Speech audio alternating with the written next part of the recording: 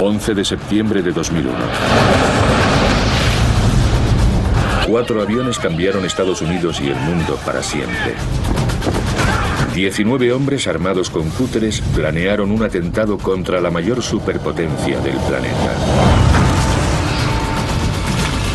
Los investigadores deberán descubrir cómo el sistema multimillonario del ejército estadounidense, las agencias de inteligencia y las autoridades aéreas pudieron pasar por alto una trama sencilla que puso al descubierto los fallos de seguridad de su sistema.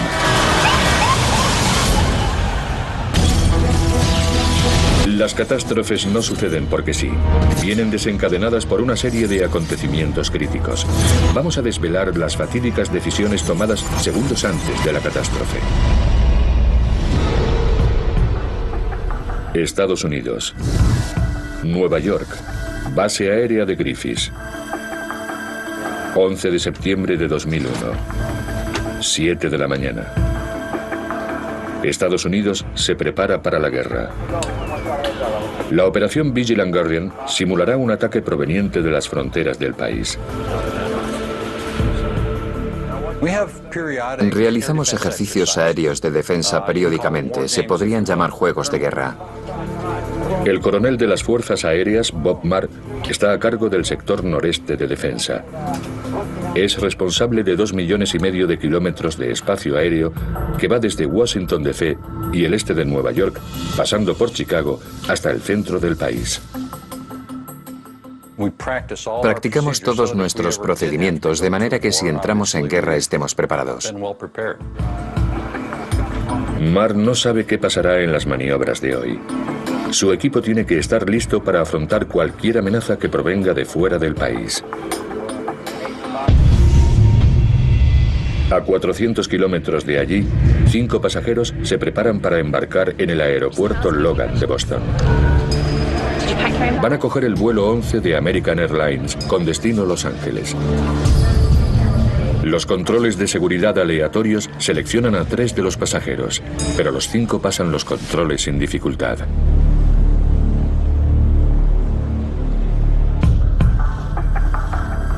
El vuelo 11 de American Airlines es uno de los más de 5.000 vuelos comerciales que surcarán los cielos durante la próxima hora.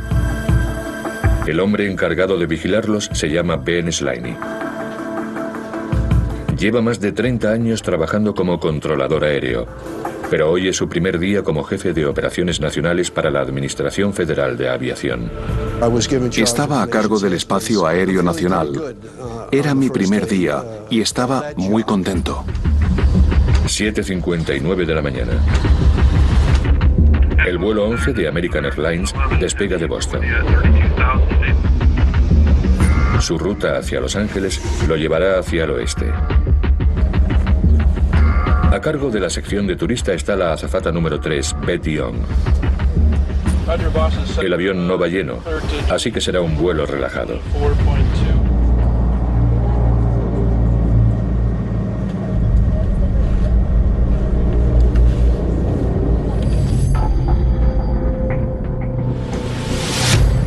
...8:02. El coronel Bob Marr y su equipo están esperando para empezar su maniobra de defensa aérea. Nadie sabe lo que está sucediendo en el vuelo número 11.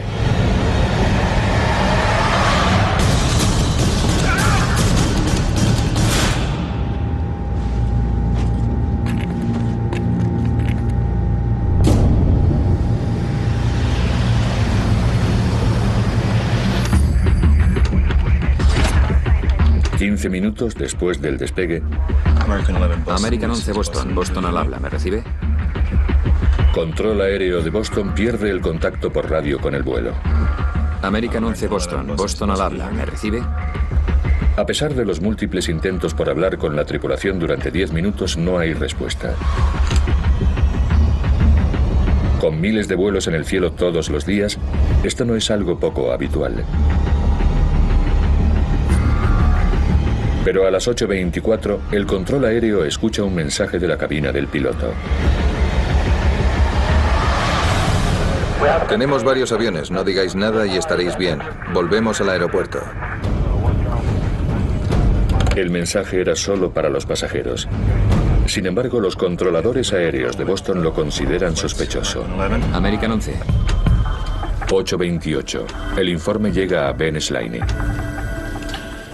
Nuestra experiencia con los secuestros es que terminan sin grandes incidentes, por lo que no me preocupaba que se hubiera producido un secuestro.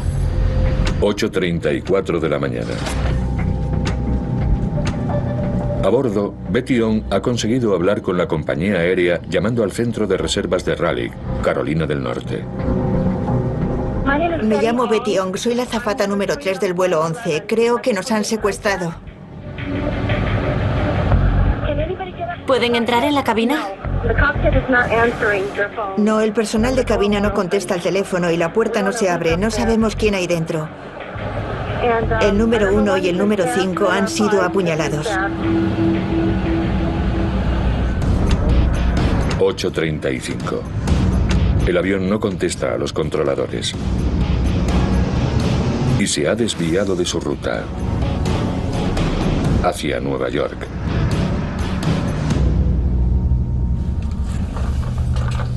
En el centro de control aéreo de Long Island, Dave Bottiglia se ocupa del sector 42 del espacio aéreo de Nueva York.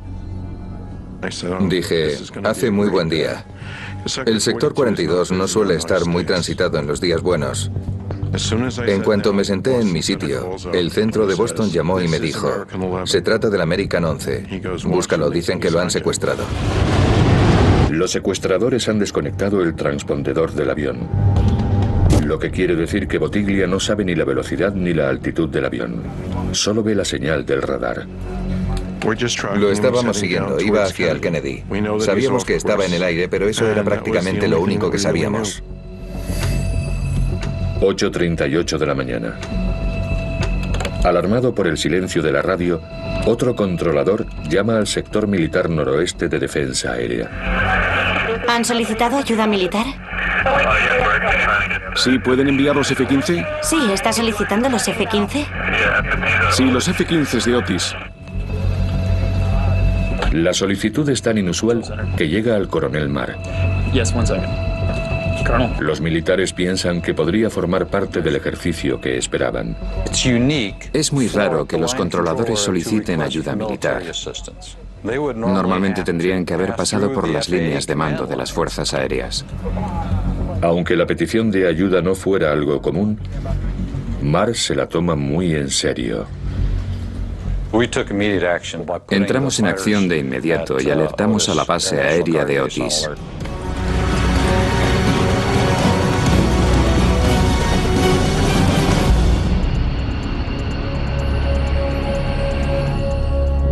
La base aérea de Otis en Massachusetts está a 250 kilómetros al noreste de Nueva York. En un intento por encontrar el avión que sobrevuela Nueva York, Dave Bottiglia contacta a otro avión en la zona. Por favor, cambiad el transpondedor. Le pregunté si habían visto un vuelo de American a su izquierda y me dijo que lo habían visto antes, pero que ya no lo tenían a la vista. La última vez que se vio el vuelo 11 de American Airlines fue al norte de Manhattan, Nueva York. 8:43 de la mañana.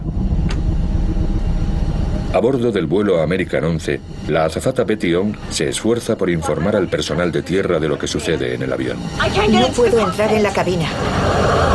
¿Hay alguien ahí? Sí, por supuesto. Lo estás haciendo muy bien. Tú estate tranquila, Betty. ¿Qué pasa, cielo? El avión va sin rumbo. No sé a dónde vuela.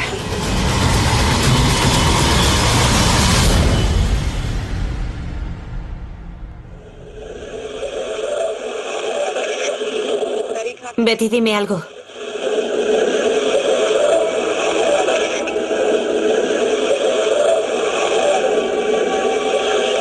Betty, ¿sigues ahí?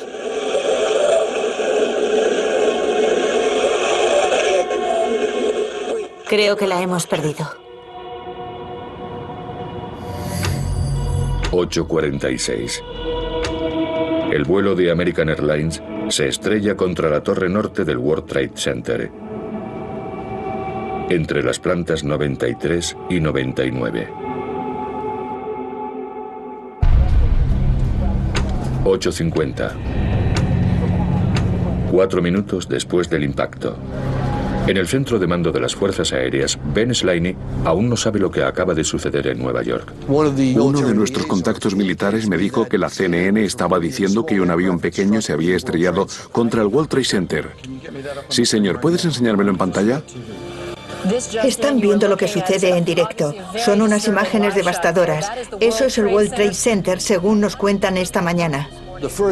Lo primero que vi fue una conflagración enorme. Y en el fondo sabía que no podía ser un avión pequeño. En mi fuero interno tenía una mala sensación sobre lo que estaba viendo. 8:51 de la mañana. Aún sin confirmación oficial de que el avión era el avión de pasajeros de American 11, el ejército envía a 2 F-15 para buscar los aviones desaparecidos. En la torre de control de Long Island, Dave Bottiglia se preocupa por otro avión, el vuelo 175 de United Airlines. El código del transpondedor ha cambiado y también vuela sin rumbo. Miré la pantalla y en ese momento vi que el United 175 había empezado a ascender muy deprisa. Ahí fue cuando me asusté. Miré a mi jefe y le dije, creo que tengo otro. 9 de la mañana. Los F-15 del ejército están a 100 kilómetros de distancia intentando buscar el American 11.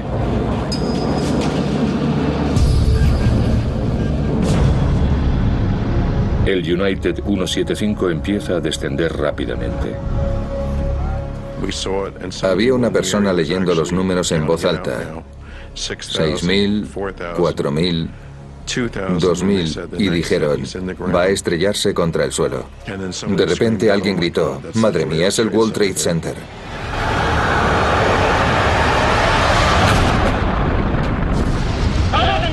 Otro avión acaba de estrellarse. Madre mía, se ha estrellado contra la otra torre. Se ha estrellado en el medio. Dios mío, está justo en el medio de la torre. A las 9:03, el vuelo 175 se estrella contra la torre sur.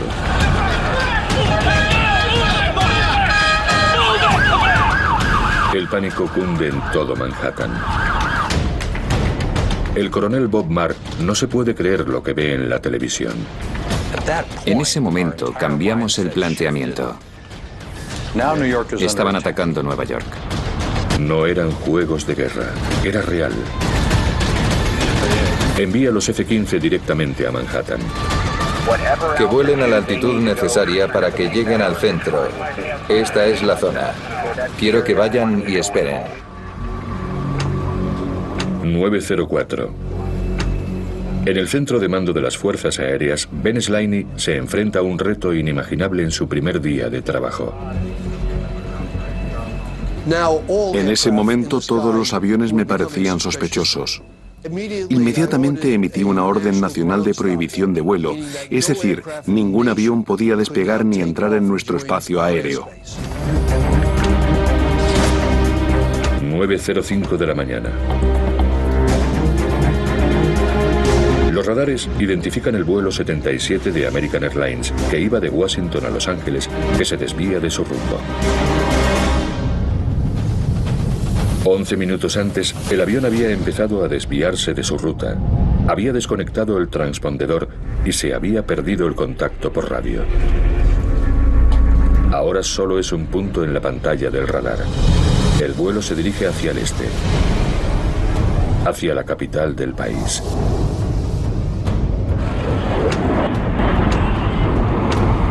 Los F-15 han llegado a Manhattan. La escena es devastadora.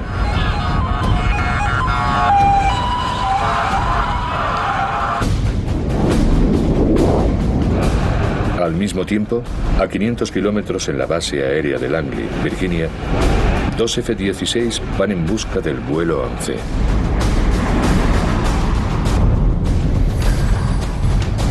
A las 9:32, el vuelo 77 sigue rumbo a la capital del país. Recibimos 11 avisos de aviones secuestrados en la zona, así que estábamos intentando ver cuáles eran reales y cuáles no. Ahí fue cuando dedujimos que Washington D.C. podía ser uno de los objetivos. A las 9:36, a 240 kilómetros de Washington D.C., los jets se dirigen hacia el American 77 y el espacio aéreo de Washington.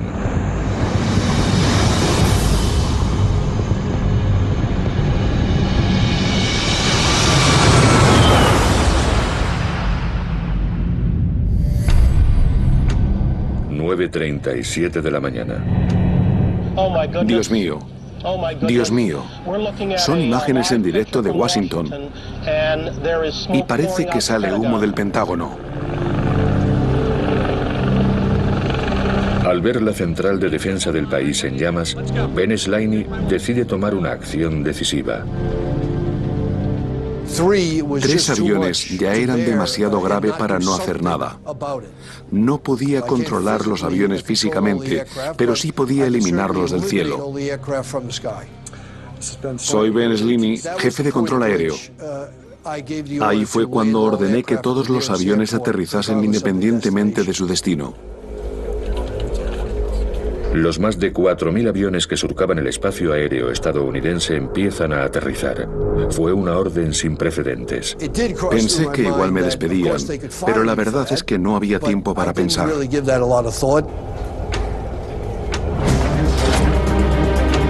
Aunque los aviones están aterrizando, a las 9:44 los controladores aéreos ven un cuarto avión, el United 93, que empieza a seguir un patrón similar.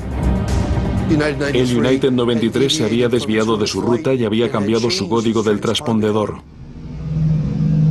Se dirigía desde Newark a San Francisco y habían contactado con el vuelo 20 minutos antes por el control de tierra de United. Habían advertido a los pilotos de posibles intrusiones en la cabina. 9:59. En el World Trade Center. ¡Se cae! ¡Se cae! ¡Se cae!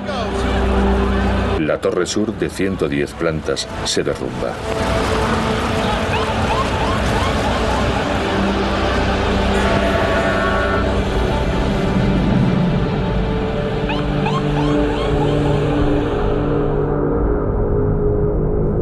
Los controladores están intentando averiguar si el United 93 ha sido secuestrado. En ese momento, existía la posibilidad de que el United 93 tuviera un fallo eléctrico y que el avión estuviera intentando aterrizar en un aeropuerto, pero que no pudiera comunicarse. Slaney solo puede ver el avión si se dirige hacia la zona de Washington, D.C.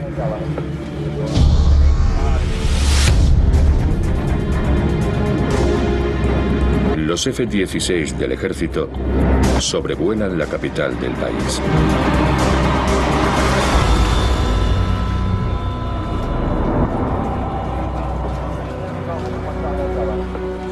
Mientras estábamos vigilando el United 93, recibimos noticias de que un avión se había estrellado en la zona y que salía humo. Supusimos que el avión se había estrellado en Pensilvania. El avión se estrelló a los 20 minutos del despegue, a pocos kilómetros de Washington, D.C. Los 44 pasajeros y la tripulación mueren en el acto. Estas son las primeras imágenes. Todo apunta a que no hay supervivientes. 25 minutos después, en el centro de Manhattan, la torre norte del World Trade Center se derrumba.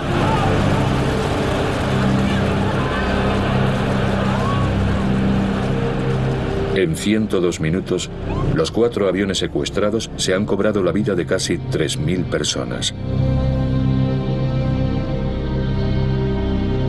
Inmediatamente empezaría la mayor investigación criminal de la historia de Estados Unidos.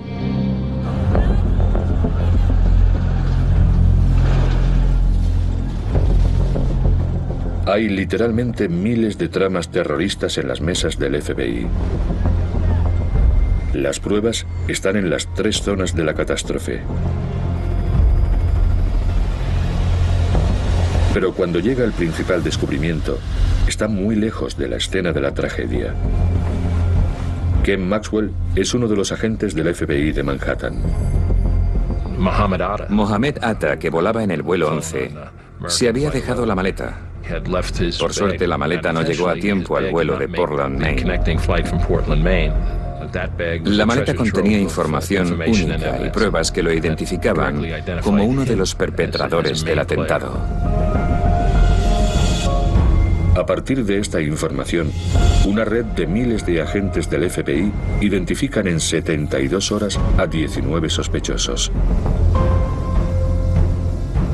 Todos ellos relacionados con uno de los enemigos históricos de Estados Unidos, Al-Qaeda, y al líder del grupo, Osama Bin Laden.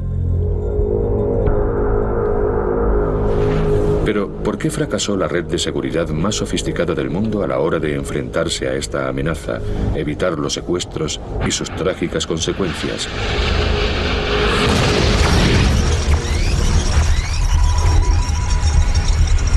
Ahora, revisando lo que sucedió aquel día e investigando en profundidad, podremos descubrir la serie de errores que dejó a Estados Unidos al descubierto ante el ataque más devastador en territorio estadounidense en la historia del país.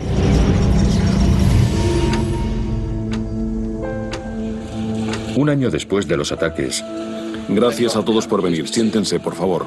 el presidente George W. Bush funda la Comisión 9/11. Hoy he firmado un acta del Congreso que autoriza a una comisión nacional a investigar lo que sucedió el 11 de septiembre. Como consejero de la Comisión 9/11, John Farmer es el encargado de investigar lo que sucedió ese día con precisión forense. No se puede estar en las fuerzas de seguridad durante tanto tiempo como yo y no sufrir por lo que sucedió el 11 de septiembre. Recuerdo que ese día pensé, ¿qué ha pasado? Y esa pregunta me obsesionaba. Estados Unidos se gasta miles de millones de dólares en sistemas de inteligencia y sistemas militares para proteger al país. John Farmer deberá analizar si esos sistemas habrían sido capaces de impedir lo que sucedió el 11S. A finales de 1999.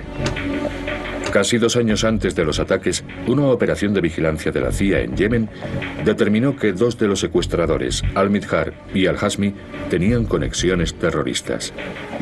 Pincharon el teléfono de la familia de Midhar, así que había información concreta que relacionaba a Midhar con Al-Qaeda y Hazmi con Midhar.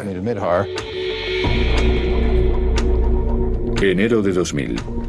Varios meses después, la CIA localizó a Midhar en Dubái. Los agentes entraron en su habitación del hotel. Los agentes descubrieron que Midhar tiene un visado que le permite entrar y salir de Estados Unidos cuando desee. En cuestión de días lo siguieron hasta Kuala Lumpur, Malasia, donde uno fue fotografiado en una reunión de Al-Qaeda.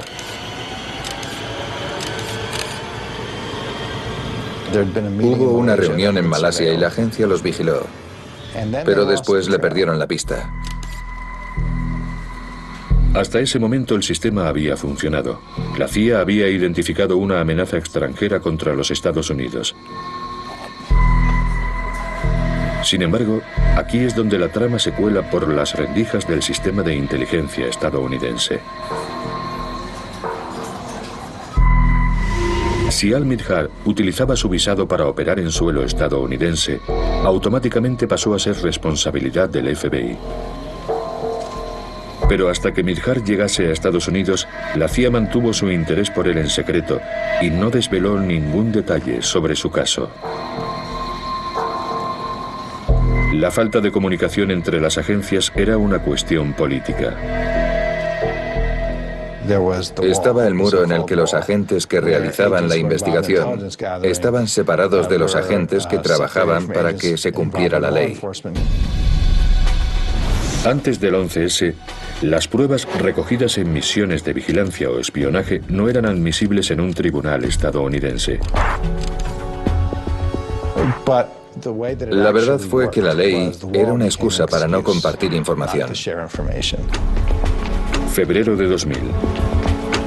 19 meses antes de los ataques del 11S, Al-Midhar y Al-Hazmi se mudaron a un apartamento en San Diego, California. Los agentes de la CIA sabían que Midhar y Al-Hazmi estaban en el país, pero no controlaron todos sus movimientos. Ese era trabajo del FBI, pero la agencia ni siquiera sabía que estaban en el país. Durante un año los dos pasaron desapercibidos en Estados Unidos. Aquí hay otro fallo burocrático. Si las cosas hubieran ido mejor, el FBI hubiera sabido que tenía que vigilarlos, pero no lo sabía. Así que cuando entraban en el país pasaban desapercibidos. No es la única oportunidad que la comisión desvela. El 11 de junio de 2001, 3 meses antes de los ataques del 11S, se trata un tema clave en una reunión de inteligencia entre la CIA y el FBI, donde se analizan los anteriores ataques terroristas. Los agentes de la CIA le muestran a sus compañeros del FBI fotografías de las conexiones de Al-Qaeda, que incluyen a Al-Midhar. El FBI quiere saber más, pero está el muro. El FBI desconocía datos importantes para frustración de sus agentes. Aunque la amenaza es real, el sistema hace que sea imposible combatirla de forma efectiva. Hay un famoso email de un agente del FBI que decía: llegará un momento en el que haya cadáveres en las calles y a nadie le importará que exista el muro, simplemente sabrán que no hicimos nada. 28 de agosto de 2001. 14 días antes de la catástrofe, las fuentes del FBI confirman que existe una amenaza potencial de que Al-Qaeda ataque y abre su propia investigación. Sabíamos que Al-Qaeda estaba planeando algo y que sus agentes eran gente conocida. 2 hombres con vínculos a Al-Qaeda estaban en Estados Unidos, pero la CIA no comparte sus datos. Sin más información, los agentes del FBI intentan encontrar a los hombres de Al-Qaeda. Pero solo tiene un agente dedicado al caso. No logran encontrar ni a Al-Midhar ni a Al-Hazmi. Saber que esas 2 personas residían en Estados Unidos habría sido de gran ayuda para el FBI. 11 de septiembre. 2 horas antes de la catástrofe, 5 hombres suben al vuelo 11 de American Airlines con destino a Los Ángeles.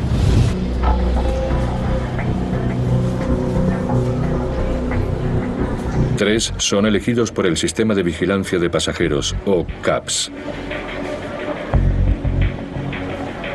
El algoritmo lo selecciona basándose en factores como la edad, nacionalidad y rutas para identificar a individuos de alto riesgo.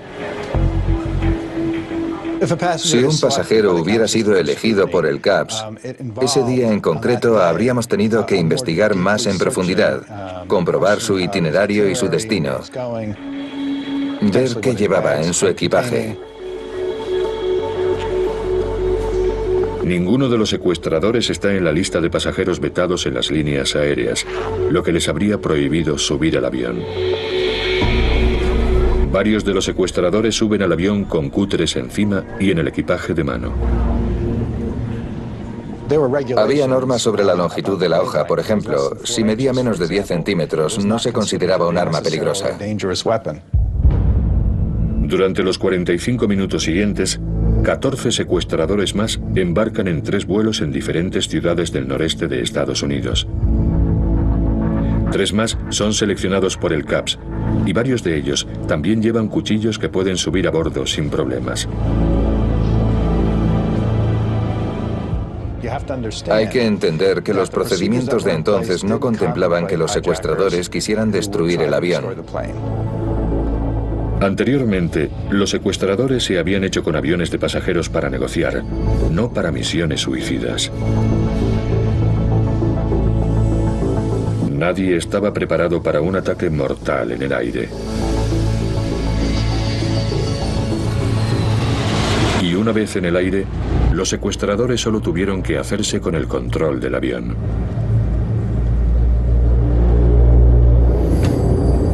32 minutos antes del primer impacto. Los secuestradores se ponen en marcha. Si los secuestradores hubieran pedido acceso a la cabina, el procedimiento de entonces era dejarles entrar. La teoría era que no queríamos arriesgar la vida de nadie. Una vez más, la teoría no contempla las misiones suicidas. Los 19 secuestradores se hacen con 4 aviones de pasajeros y los convierten en misiles tripulados. A partir de ese momento, ni las líneas aéreas ni los controladores pueden hacer nada para detenerlos. La última línea de defensa es el ejército de Estados Unidos, la fuerza aérea mejor equipada del mundo. Pero si van a atacar, tienen que saber que se trata de una amenaza. La investigación de John Farmer se centra en cómo el ejército actúa en los secuestros. Existía un protocolo de secuestro por el que se llamaba al ejército y se enviaban cazas. Si seguimos las normas al pie de la letra, los controladores aéreos hubieran tenido que llamar a los controladores militares de Washington y tras varias comunicaciones se hubiera autorizado el envío de los cazas. Si este protocolo se hubiera seguido el 11 de septiembre, los cazas aún estarían en tierra mucho después de que el cuarto avión se hubiera estrellado. Ese día se saltaron el protocolo. 9 minutos antes del desastre. Farmer descubrió que mientras la burocracia impidió la comunicación entre el FBI y la CIA, los controladores se saltaron todas las normas. Estaban tan preocupados que llamaron directamente a la base aérea local en Roma, Nueva York. Sí, un momento. El coronel Bob Marr tiene que controlar la situación. La primera llamada que recibí era del controlador del centro de Boston. Me dijo, tengo un problema y necesito ayuda, necesito que venga el ejército. 8 minutos antes de la catástrofe. El ejército ha sido alertado, pero no hay respuesta alguna. Marr necesita una orden de sus superiores antes de planear nada. La rápida reacción de los controladores se topa con el muro de la burocracia militar. Admiro lo que hizo porque tomó una decisión que no se reflejó después. Marr espera la autorización. Minutos después, habla con su inmediato superior y deciden que no pueden seguir esperando. La orden de enviar aviones llegó de Nueva York y el comandante dijo, ya conseguiré la autorización después, tenemos que hacer algo ya. Segundos antes de la catástrofe, Marr ordena que envíen 2 cazas.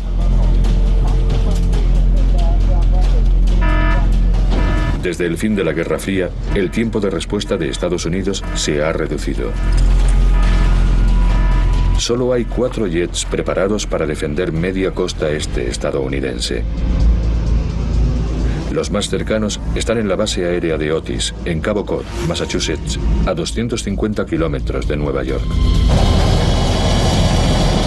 Cuando el primer avión se estrelló contra el World Trade Center, los pilotos seguían esperando el permiso para despegar. Los F-15 despegaron de Otis 7 minutos después del primer ataque.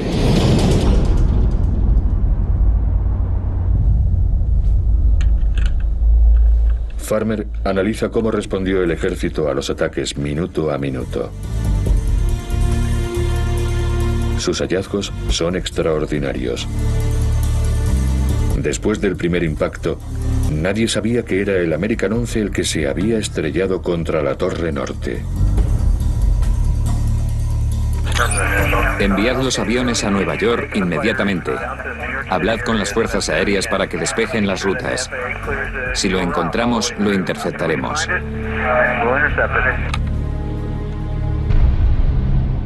Aunque aún estuviera en el aire, encontrar el American 11 iba a ser un problema para el ejército. El radar militar estaba programado para buscar amenazas potenciales más allá de las fronteras estadounidenses, no para buscar aviones civiles. Jamás se consideraron una amenaza.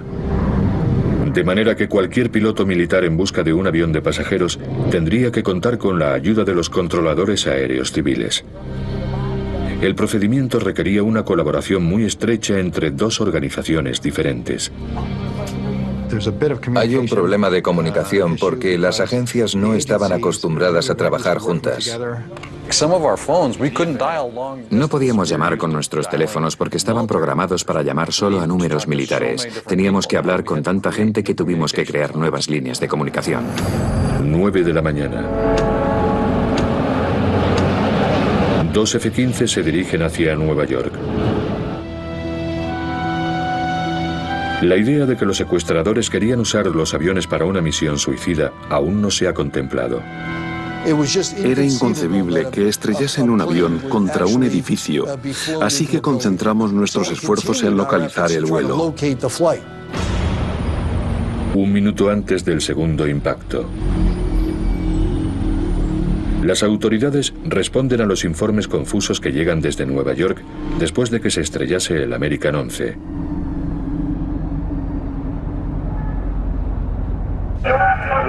Tenemos el vuelo de American Airlines, 11. Creemos que lo tenemos al este de Nueva York. Pensaban que lo habían localizado. Lo siguieron hasta el río Hudson y después desapareció. Los F-15 recorren la costa en busca de un avión que ya no existe. Y el segundo avión secuestrado, el United 175, está a punto de estrellarse contra las Torres Gemelas.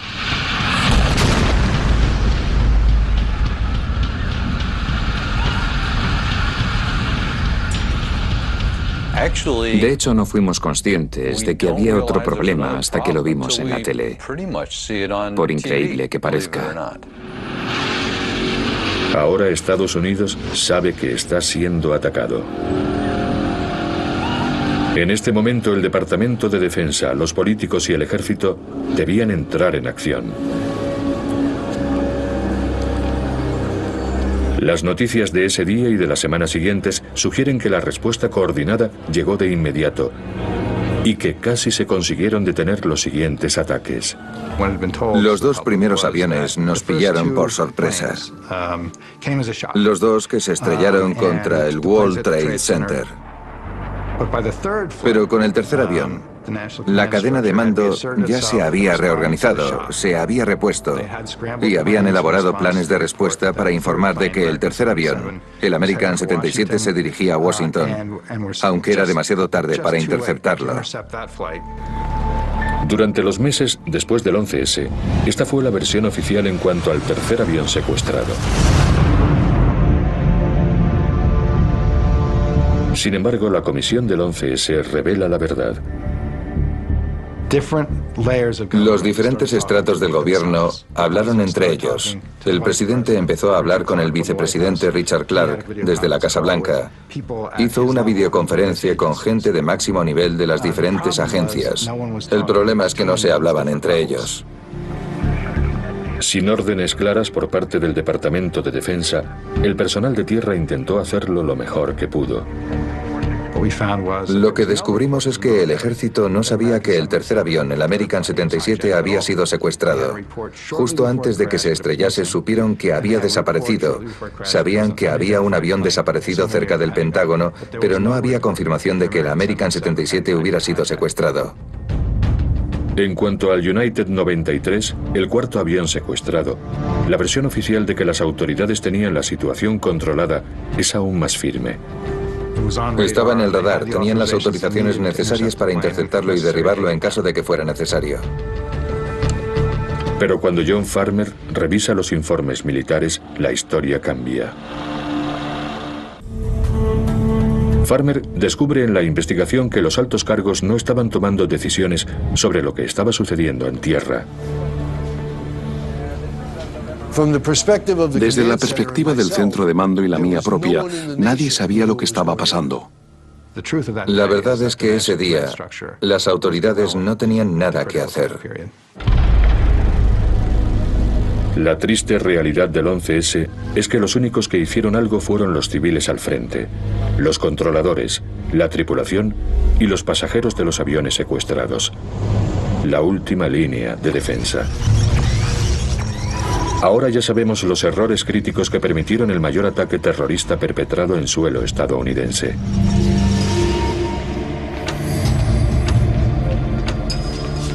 Enero de 2000. 20 meses antes de los ataques, 2 activistas de Al-Qaeda se mudan a California. Pero la falta de comunicación entre las agencias de inteligencia resulta en que el FBI ni siquiera sabe que están en el país. 28 de agosto de 2000. 14 días antes de los ataques. El FBI emprende una misión de búsqueda, pero es demasiado tarde. 2 horas antes de la catástrofe. En 3 aeropuertos de la costa este de Estados Unidos, 19 secuestradores suben a los aviones. Varios son seleccionados para una inspección de seguridad, pero se les permite subir al avión con pequeñas armas fáciles de manejar. 32 minutos antes de los ataques. En el vuelo 11 de American Airlines, los secuestradores utilizan las armas para hacerse con el control del avión. 9 minutos antes de los ataques. La única respuesta al secuestro llega de los controladores aéreos de Boston, que se saltan todos los protocolos y llaman directamente al ejército. 3 minutos antes de los ataques. Mientras las autoridades se esfuerzan en buscar el American 11, Betty Ong intenta pasar información al personal de tierra, pero no llega a ninguna parte. Segundos antes de los ataques. El coronel de las Fuerzas Aéreas, Bob Marr, se la juega y envía 2 F-15 de la base aérea de Otis, pero es demasiado tarde. A las 8:45 el vuelo 11 de American Airlines se estrella contra la torre norte del World Trade Center. 17 minutos después, a las 9:03 de la mañana, el vuelo 175 se estrella contra la torre sur.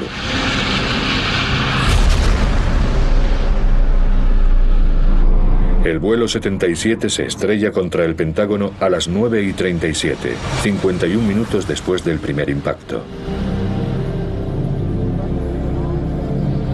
Lo único que detiene a los secuestradores del vuelo 93 de United Airlines es el esfuerzo heroico de los pasajeros y la tripulación.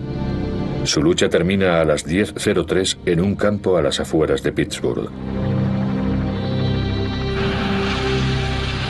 Las instituciones que tendrían que haber protegido a Estados Unidos fueron incapaces de enfrentarse a una amenaza que jamás habían imaginado. Las agencias no compartieron información vital. Sería injusto señalar a una agencia porque una persona en el FBI sabía esto, otra persona decía lo otro y otro decía que sabía aquello.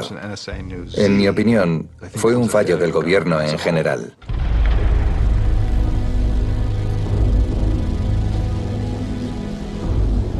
No sabíamos lo que estaba pasando. No nos imaginábamos lo que había pasado. Y sin instrucciones precisas, el ejército no podía intervenir. No había tiempo para hacer lo que teníamos que hacer. Los cazas no podían disparar porque no tenían ningún objetivo a la vista. Casi 3.000 personas murieron el 11 de septiembre de 2001. Un ataque relativamente simple demostró la ineficacia del sistema de aquel momento. Creo que eso fue lo más impactante. Desde la tragedia del 11S, las agencias gubernamentales han sufrido cambios dramáticos. Ahora las agencias de inteligencia están obligadas a colaborar mucho más entre ellas. Se han endurecido las medidas de seguridad en los aeropuertos. Se ha unificado el lenguaje militar y civil en el tráfico aéreo para que haya mejor comunicación. Pero aún queda por saber si se ha aprendido la lección y si Estados Unidos está a salvo. Los sistemas son mejores que los de entonces, pero eso no quiere decir que estemos protegidos contra el siguiente ataque, sea el que sea.